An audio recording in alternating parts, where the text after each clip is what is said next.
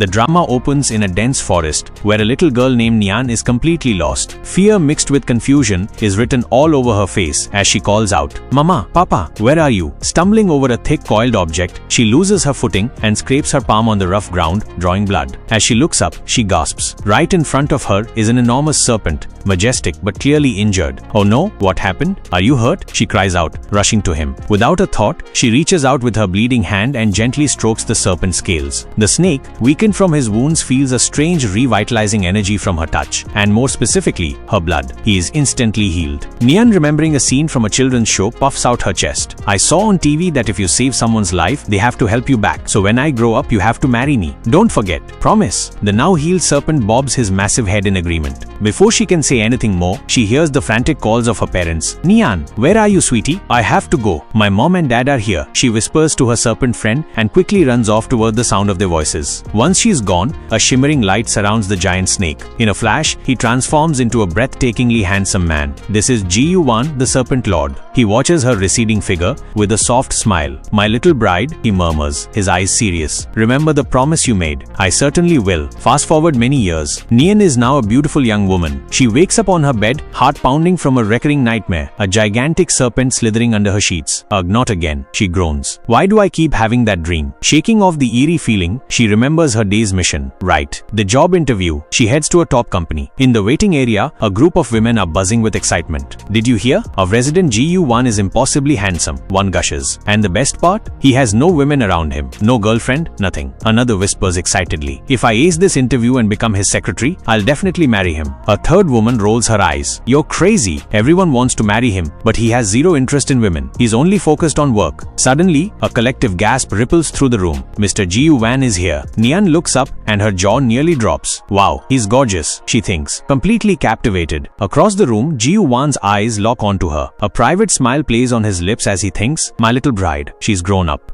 The serpent had come to claim his vow. Nian finds herself in Ji-Yuan's opulent office for the interview. She introduces herself, states her age 23, and confidently lists her skills and qualifications. Ji-Yuan, however, is barely listening to her resume. He's simply studying her. "She was cute as a child, but now she's even more beautiful," he muses. "Mr. Ji-Yuan?" Nian asks, noticing his distant gaze. "What are you thinking?" Snapping back to the present, he smiles broadly. "You're hired," he states simply. "But first, we need to get you some proper attire and jewelry. My secretary is too pretty not to have the prettiest things." Nian is stunned but agrees. "Good. Now, bring me a milk tea," he instructs. When she brings it, he takes a sip. "Is it sweet?" she asks. "Not sweet enough," he replies cryptically. Later, they are out shopping. Ji-Yuan selects a stunning, expensive bracelet and places it on her wrist. "This is too much. Why are you giving this to me?" she protests. "Keep it," he insists. "If you ever need any help, all you have to do is whisper to the bracelet. I will be right by your side." Before she can process the bizarre statement, she asks, "Are you hungry? Would you like something to eat? What will you feed me?" he asks with a playful glint in his eye.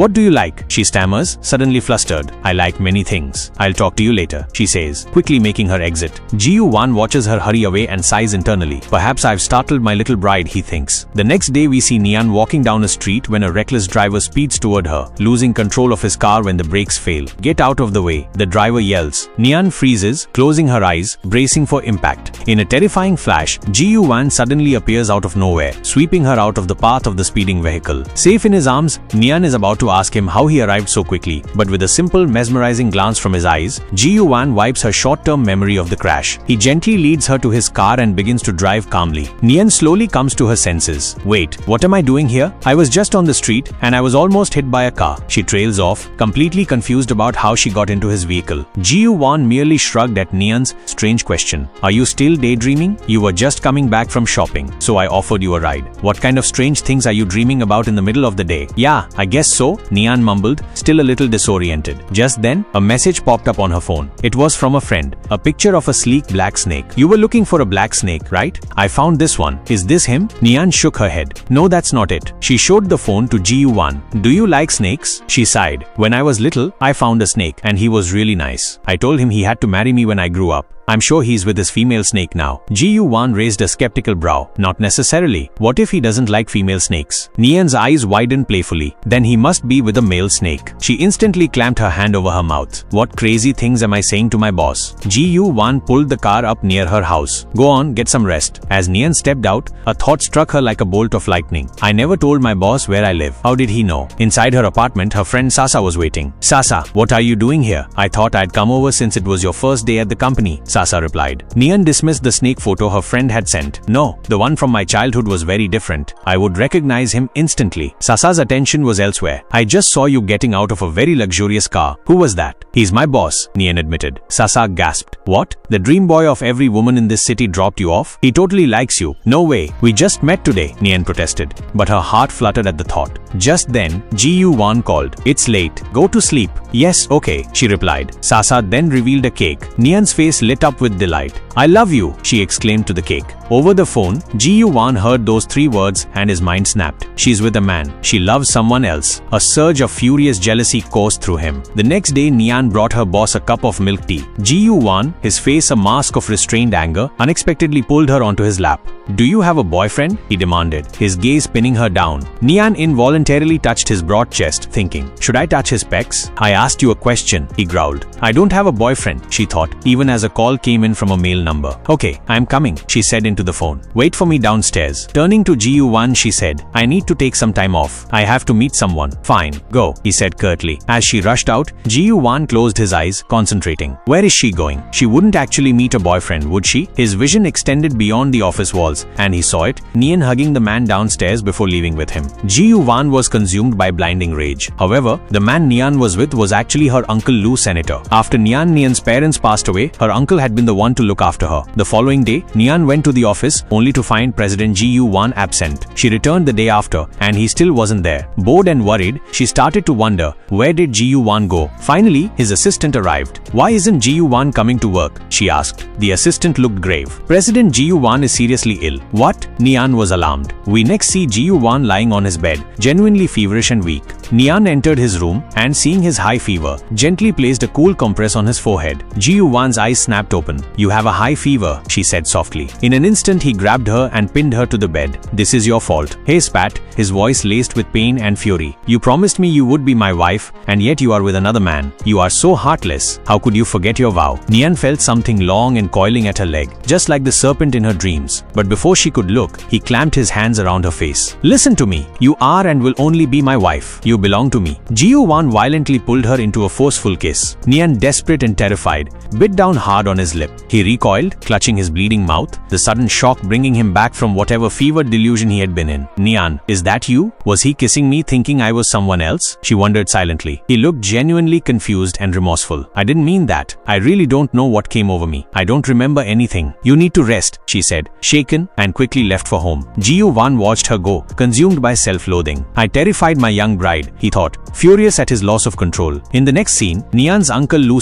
arrives at Ji Yuan's company for a business collaboration. Ji Yuan, now miraculously recovered and back in his powerful CEO guise, faced him across the table. I have reviewed your project, he stated, his eyes calculating. Ji Yuan stared at the confident man across the desk, Lu, Nian's uncle, and his mind instantly jumped to the sight of Nian hugging him the day before. So this is the guy she was with, her boyfriend. Your project is good, Ji Yuan said coolly, but I'll give you a reply later. Just then Nian walked in. Mr. Ji Yuan, I've seen his proposal. It's really excellent. You should definitely collaborate with him. Of course you want me to collaborate with your boyfriend, Ji Yuan thought bitterly. You want me to help him. Despite the burning jealousy, the instinct to please his promised bride won out. With a swift movement, he picked up a pen and signed the contract. Nian's face lit up with pure joy. Yes, of course she's happy. He's her boyfriend, Ji Yuan grumbled internally, watching her delight. Thank you, Mr. Ji Yuan. Thank you for agreeing to this collaboration with my uncle, she exclaimed. Ji Yuan froze, the pen hovering over the desk. Your uncle? My God, it was a misunderstanding the entire time, he realized, a wave of profound relief and immediate regret washing over him. Nian then presented him with a small, neatly wrapped gift bag. I bought this for you as a thank you. I'm so happy you're joining with my uncle. Ji Yuan looked at the gift, a simple, stylish black wallet. He noticed the slight creases in the paper and the general air of the gift. She must have bought this a while ago, long before the accident, before she even joined the company. He was deeply touched and his mood instantly soared. It's good, he said, said, trying to contain his pleasure. Go and bring me a new black shirt. Nian quickly brought the shirt. She turned around shyly as Ji-Yuan started changing right there in the office. Should I leave so you can change? No need, he replied, though she kept her back to him. As she stepped out, Ji-Yuan followed. Nian's file slipped from her grasp,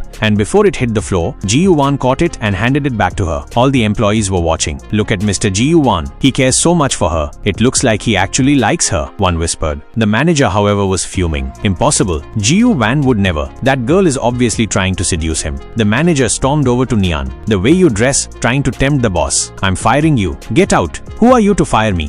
Nian retorted, standing her ground. Mr. Ji-Yuan hired me. I'm the manager, I can. The manager, losing her temper, shoved Nian hard. Nian stumbled backward, heading straight for a sharp corner of the wall. Suddenly, Ji-Yuan materialized between her and the wall, using his hand to absorb the impact. He winced, and a line of blood bloomed across his knuckles. You're fired, Ji-Yuan said, his voice deadly quiet as he looked at the manager. Nian's anger evaporated. She took his injured hand in hers and gently applied first aid. Thank you for protecting me. You didn't even know what was happening, but you stepped in. I'm so grateful. Why wouldn't I protect you? Ji-Yuan said, his voice dropping to a low purr. You are my woman. Nian blushed crimson. I should go home now. But as she spoke, she noticed Ji-Yuan suddenly swaying, looking pale. What's in that ointment? He asked, his voice strained. Are you allergic to it? She asked worriedly. He said nothing, just turned and bolted toward his private bathroom. Inside, he plunged himself into the bath, desperately trying to control the shift. A flash of his serpent steel momentarily flickered above the water before he submerged it. Are you okay, Mr. Ji-Yuan?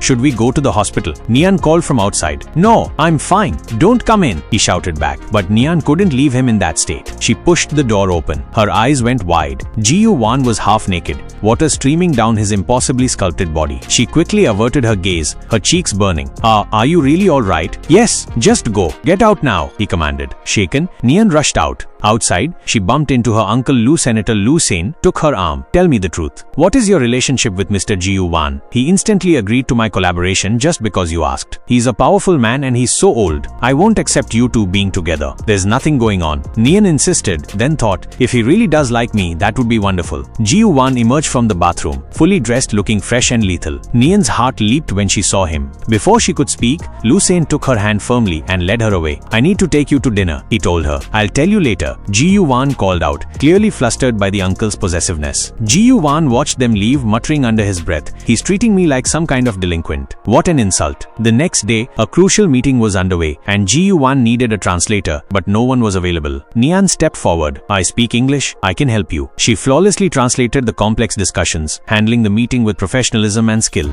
Ji-Yuan was beaming internally. My wife is truly exceptional. Good work, he told her after the meeting. Nian was thrilled. That night, she told her friend how the CEO had praised her work. Later, she drifted off to sleep. She suddenly felt a presence next to her. She thought she must be dreaming, and instinctively hugged the warm body beside her. It was Ji-Yuan. He gently kissed her forehead and then, unable to resist, left a soft love bite on her neck. The next morning, Sasa walked in. Who were you with last night? Who is your boyfriend? She asked, pointing to the mark on Nian's neck. Nian, rubbing her neck, looked confused. Boyfriend? I don't have a boyfriend. What are you talking about? Work keeps me busy morning and night. I'm exhausted. Where would I find the time for a boyfriend? Nian complained. Liar, Sasa crowed, pointing at Nian's neck. You have a love bite right there. Nian laughed it off. Or that? It must be a mosquito. Sasa scrutinized the mark. A mosquito? Or maybe your boss, Ji-Yuan. Nian giggled. If it were Ji-Yuan, do you think he'd only leave one tiny bite? There would be bites all over my neck, and I'd leave a few on him too. Want me to show you? The two friends dissolved into laughter. The next day at the office, Nian caught her reflection and gasped. There wasn't just one mark on her neck. There were two. She touched the faint bruises, muttering, Sasa is so naughty. Ji-Yuan saw them too. I only gave her one bite last night, he thought, his blood running cold. Two? That means she met another man. His assistant arrived with documents, and Ji-Yuan, fueled by jealousy, immediately exploded.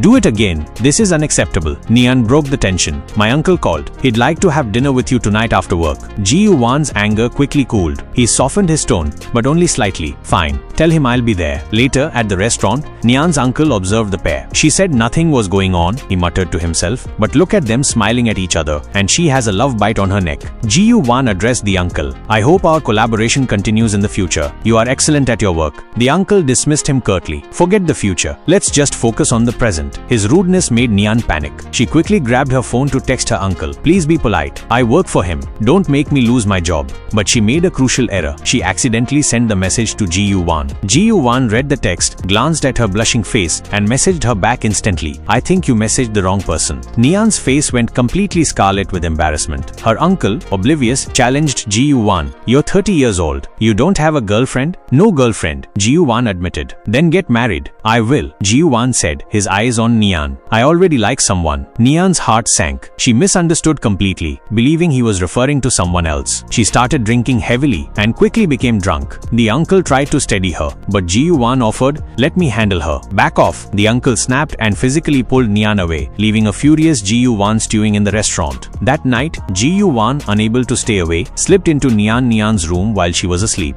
Nian stirred, recognizing his scent and mistaking him for a part of her recurring dream. I'm dreaming, aren't I? You're here, she murmured happily. Yes, you are dreaming, Ji-Wan confirmed softly. Tears welled in her eyes. Please don't like any other girl. I don't like it. It makes me so sad. Alright, there, go back to sleep, he whispered, comforting her. She immediately curled up and drifted off. When Nian woke up, she sighed. I dreamt about the boss again. Back at the company, Ji-Wan's assistant, finding Nian alone, began to flirt. You're so beautiful. You don't have a boyfriend, do you? Before Nian could answer, Ji-Wan appeared, radiating cold fury. Get back to work. Stop flirting with every woman you see, he roared at the assistant. The office was soon buzzing about the arrival of a new director named Song. Everyone whispered that she was somehow related to Mr. Ji-Wan, fueling a frenzy of preparation for her welcome. Nian walked into the office to find Director Song sitting in Ji-Wan's chair. Who are you? Where is Mr. Ji-Wan? I'm Director Song, the woman replied smoothly. Suddenly, Ji-Wan walked in. Director Song instantly rushed to him, grabbing his arm. Ji-Wan, it's been too long since I saw you. How are you? I've been abroad, so we haven't properly talked. A dreadful realization struck Nian. This must be the girl Ji-Wan said he likes and plans to marry, she thought, her heart shattering. Ji-Wan, let's go to dinner, Song suggested. Nian turned to leave, devastated, but Ji-Wan caught her wrist, pulling her back. I'm going to dinner with this woman, he announced to Song, ignoring her completely. I don't have time for you. He firmly led Nian out of the office. At the dinner table, an old woman approached their table with a basket of flowers. Here, young man, give these to your beautiful girlfriend. Nian quickly refused. No, thank you. But Ji-Wan took the entire basket and handed all the flowers to Nian. She was overwhelmed with delight. I'm just his secretary. Why is he giving me all this? Are we on a date? She then noticed that Ji-Wan was only eating the meat on his plate. You should eat your vegetables, she instructed. It's good for your diet. The scene instantly shifted. Ji-Wan was in a hidden, dimly lit clinic, a place for mythical creatures. An old man who knew Ji-Wan's secret scoffed. You're a millennia-old snake spirit. Why are you forcing yourself to eat vegetables? Ji-Wan grimaced. My wife told me to, so I have to, don't I? Just give me some medicine. Fine, the old man chuckled. Here. Now go, a customer just came in. The customer was Nian. Nian led her dog into the clinic. She was surprised to see Ji-Wan there. He doesn't have a pet. What's he doing here? She quickly dismissed the thought as a misunderstanding and focused on getting her dog treated.